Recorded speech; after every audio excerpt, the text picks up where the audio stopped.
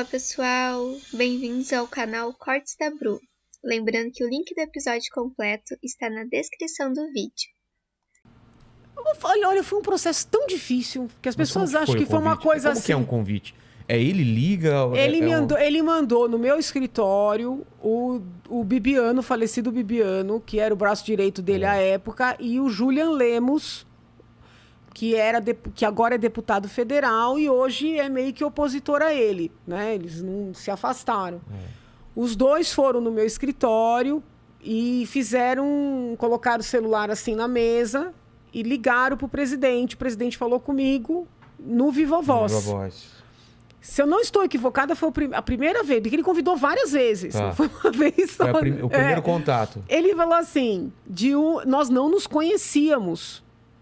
Como assim? Não tinha pessoalmente, tido contato nenhum? Não. O convite veio sem ter um contato.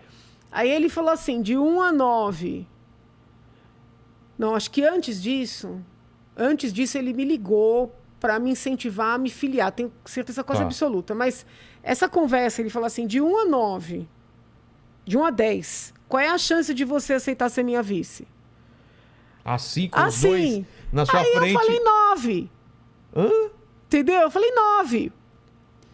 Mas depois que eu falei, me assustei, entendeu? Eu falei, não conheço o homem não me conhece. Não teve uma conversa para saber como vai ser isso. E aí foram várias reuniões com o Bibiano, com o próprio presidente. Nesse momento já se ventilava na imprensa que você poderia ser a vice ou não? Ainda estava entre vocês só?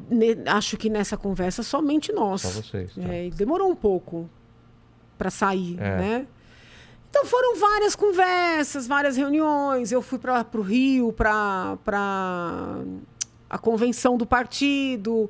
Ele já queria anunciar. Você já estava afiliada nesse Sim. ponto, tá. Ele já queria anunciar a chapa. Ele falava, é uma chapa pura, Janaína, porque aí seria PSL e PSL, Entendi. né? Estávamos os dois. Mas eu achei que era prematuro. E assim, como eu fui deixando muito claro o que eu pensava, como é que eu era...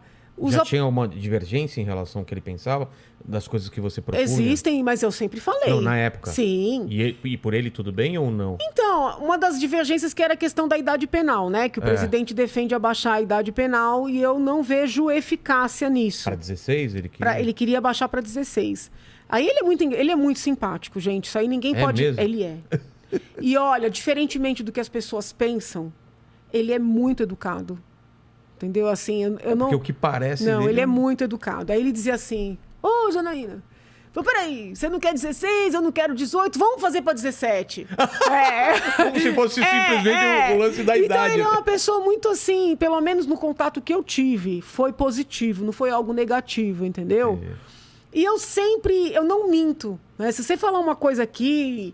que é muito importante para você, eu vou te ouvir, vou tentar te entender, mas se eu não concordar, eu vou falar para você. E eu lidei com o presidente desta forma. Tá. Aparentemente, isso não o incomodou. Aparentemente, mas incomodava muito o entorno. Entendi. Entendeu? Tinha que fechar com ele no princípio total. Teve gente que me disse assim, não, porque você não é o que a gente quer. Entendeu?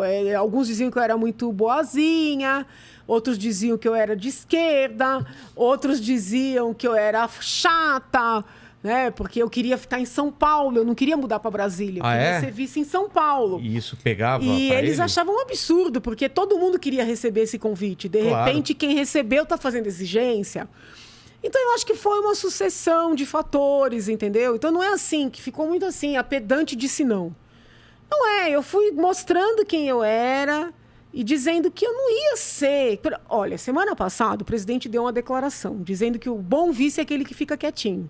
Ele falou isso? Falou. Não seria você. Você entendeu? Então, assim, foi ficando evidente para os dois, né? E eu fui muito honesta com ele e eu acho que ele foi comigo também, entendeu? Então, assim, eu falei, presidente, é melhor a gente se conhecer. Porque... eu sou muito assim, eu tenho muita personalidade, eu não sou briguenta,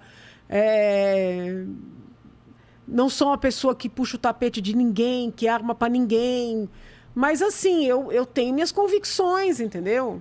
E eu luto por elas. Então eu acho que não ia dar certo.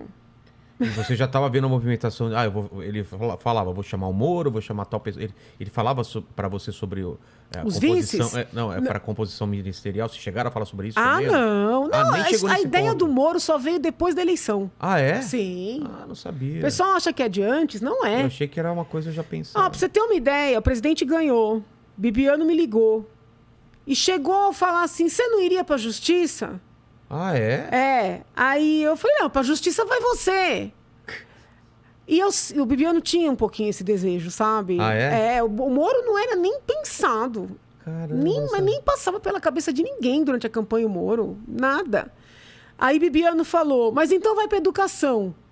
Tô falando que o Bibiano me falou, não foi Sim, o presidente, tá? exatamente. Não posso afirmar que... Que isso veio do presidente. pode ter saído da cabeça do Ele Bibiano. poderia estar jogando e depois levaria pro presidente. Então assim, eu preciso de ser muito fiel ao que aconteceu. Não Tá. foi o presidente, foi o Bibiano. Eu falei, mas Bibiano, se eu não fui pra vice, pra não ir morar em Brasília, que eu não tinha condições de mudar naquele... Como é que eu vou pra ministra? Ministro não pode morar em São Paulo, entendeu? E às vezes num tom de brincadeira, né? Foi isso. Então a relação se manteve boa, mesmo você não topando ser vice. Até então. Eu acho até que depois de eu ter dito não, a gente ficou melhor. Ah, é?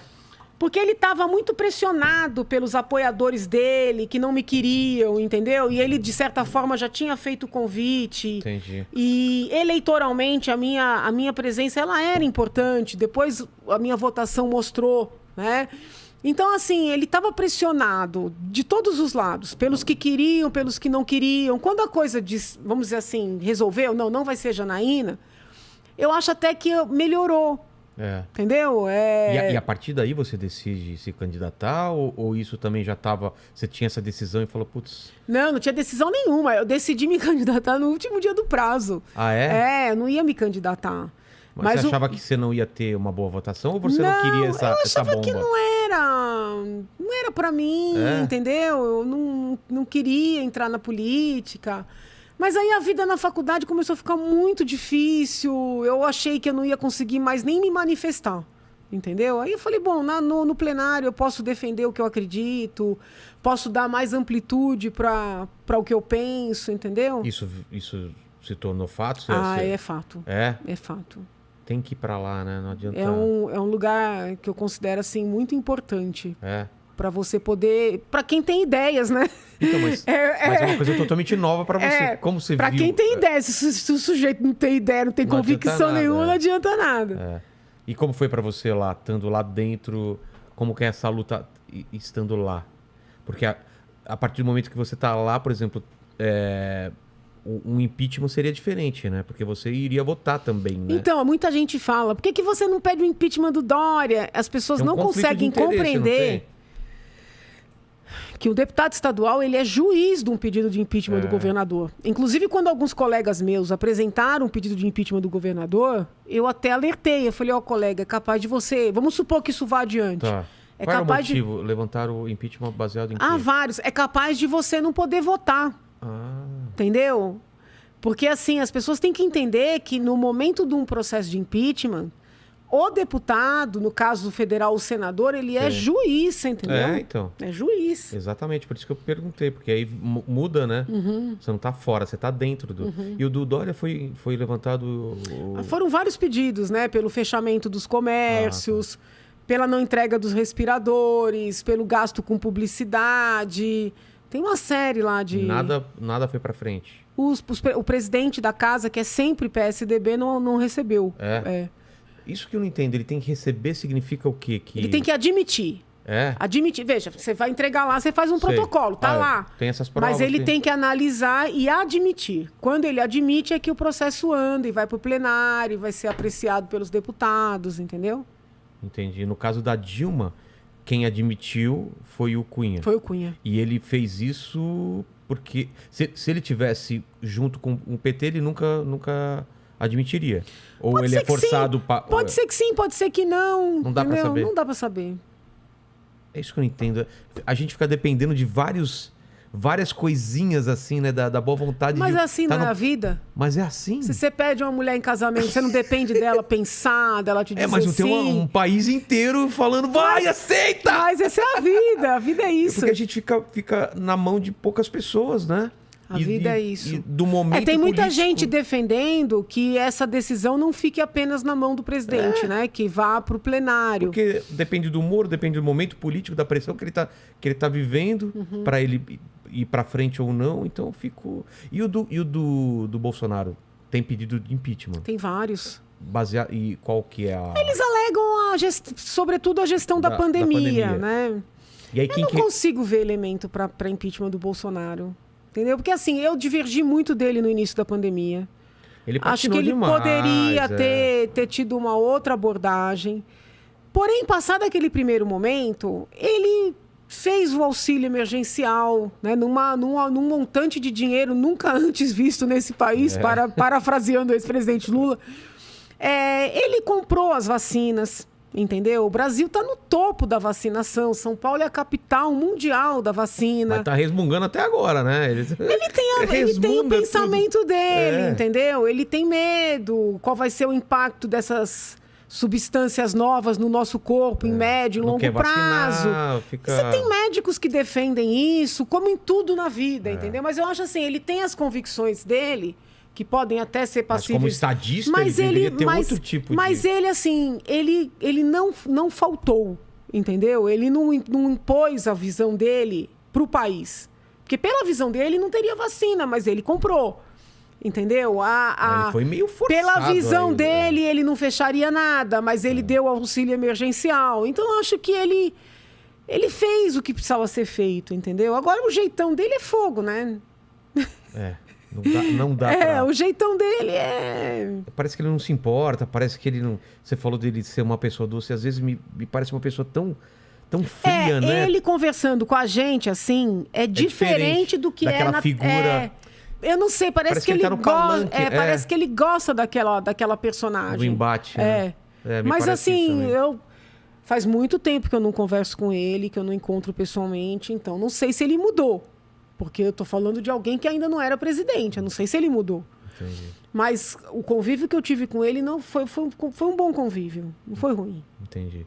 E como que você vê pro ano que vem, que tá essa polarização de Lula e Bolsonaro? E agora, a gente tá falando aqui antes de começar que o Moro parece que vai sair mesmo para presidente.